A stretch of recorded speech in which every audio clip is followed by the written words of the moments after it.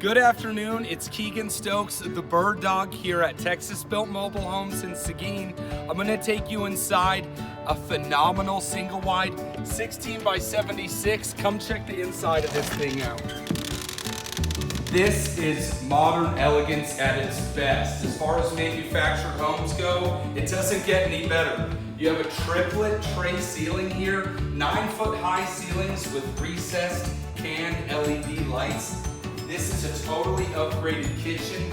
These Formica countertops can get hot. You can put pots on them. You can put hot pans. They're not going to warp or change at all. This is the definition of a master suite.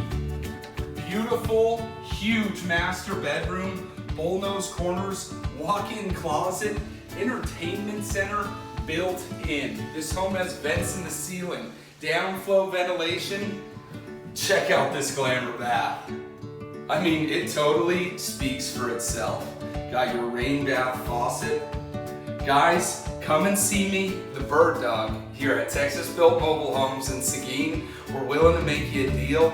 We have a stock model liquidation sale going on this weekend. Can't wait to see you.